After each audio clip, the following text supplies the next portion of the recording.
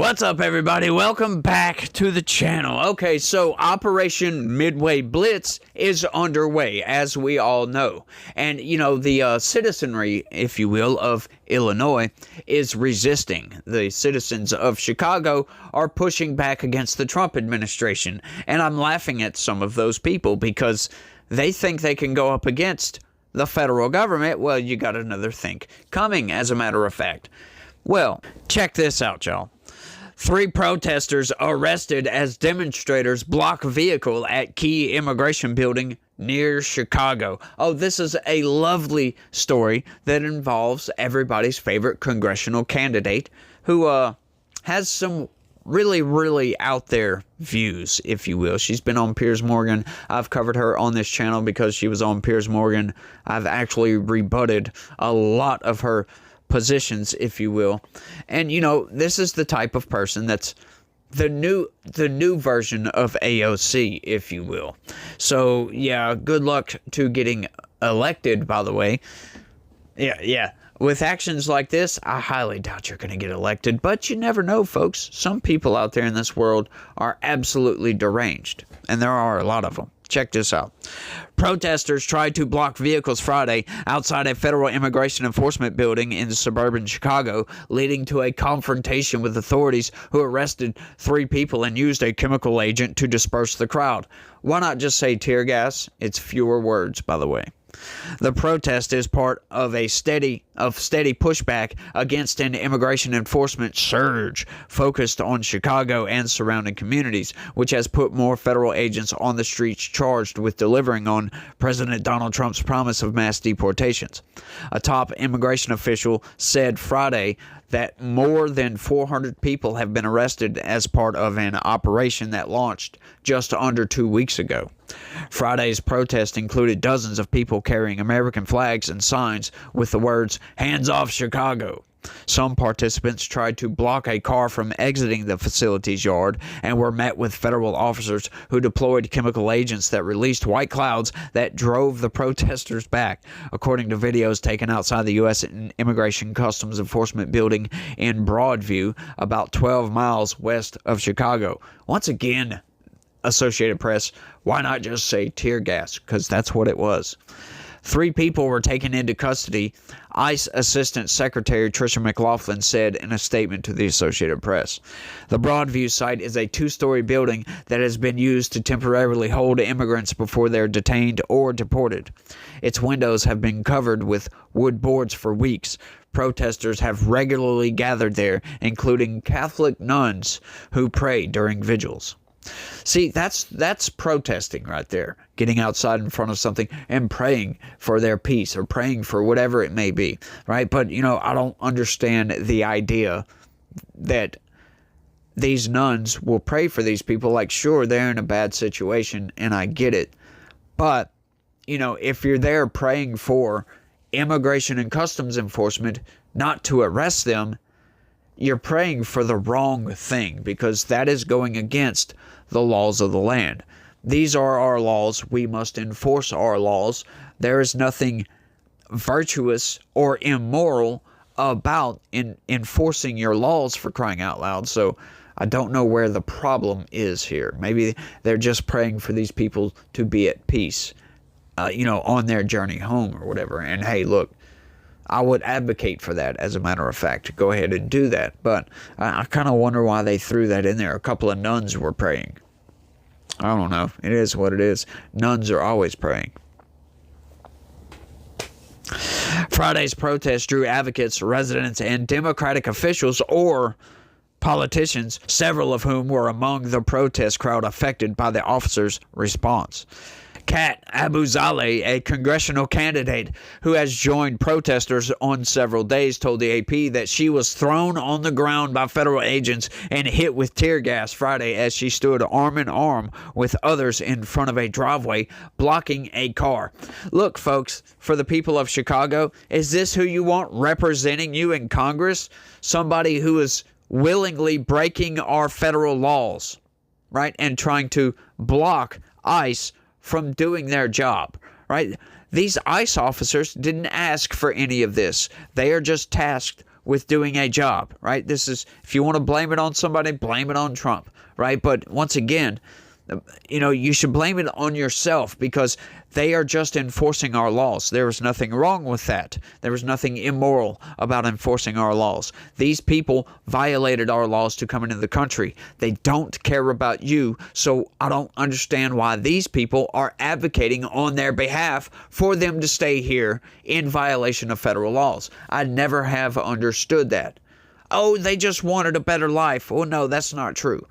You have been brainwashed into thinking they just wanted a better life because they don't want a better life. If they wanted a better life, they would have gotten a visa or a green card or whatever that it may be. There's several means by which you can come into the country legally. And if they would have stayed here long enough, which some of these people have been here plenty long enough, they would have tried to become a citizen. But guess what? They haven't done that. So does that really still telegraph to you that these people are here for a better life? I am sorry, you are being sold a bill of lies, as a matter of fact, because anybody that wants a better life is not going to live in a country illegally, always having to look over your shoulder to make sure there's no immigration and customs enforcement officers coming up behind you. Does that sound commensurate with a better life? No, it does not, as a matter of fact. I don't know why these people are taking up for these people, right? None of it makes any sense. There is nothing to advocate for here. Except advocating for violating federal law. That's all you're advocating for. Abu Zali said officers dragged one of her friends away before others picked her up and threw her on the pavement. Abu Zali said agents then used tear gas and pepper balls, causing her eyes to run and her throat to burn. Yes, this is what happens when you fight against law enforcement, you idiot. Protesters were completely peaceful, she said. We had no weapons, just signs and songs. We were afraid and angry. Now, obviously, you can't block federal agents from doing their job. That violates laws. You're lucky you didn't get arrested. ICE officials, meanwhile, described the protesters as rioters and accused them of assaulting law enforcement, slashing car tires, and blocking the entrance of the facility. What do you mean by described protesters as rioters? They were either rioting or they were protesting. You can't do the same thing at the same time. And once again, this is another manipulation by the corporate press. They said it like that, or they phrased it like that to make you, to sow a little bit of doubt in your brain that, oh, it's just the federal agents, the bad guys. They described it as a riot, but we're not going to do that. It's insane, y'all. Accused them. McLaughlin said local police refused to answer multiple calls for assistance from federal law enforcement. Yeah, because they're barred by law from doing so. The Broadview Police Department did not immediately respond to messages Friday. Activists and local leaders lately have stepped up pushback to the surge of immigration agents in the Chicago area, aiming to deter agents, warn residents, and keep attention on a man killed by an immigration officer last week. Authorities said agents were pursuing a man with a history of reckless driving who had entered the country illegally. They said Silverio Villegas Gonzalez evaded arrest and dragged an officer with his vehicle. The government said the officer fired because he feared for his life. Yeah, the guy was trying to run him over. I mean, what else do you want the guy to do? They want us to be afraid, Illinois Lieutenant Governor Juliana Stratton, a Democrat, said in reference to the Trump administration. They want us to just kind of go into our little corners and not do anything. We're not going to let that happen. What do you mean not do anything? I mean, there's no problem with protesting, but, when you're blocking federal agents and you're rioting outside of their building, there's a problem with that. That's called breaking the law. Yeah, it's illegal to riot, as a matter of fact. So what do you mean? Like, these people are so deranged.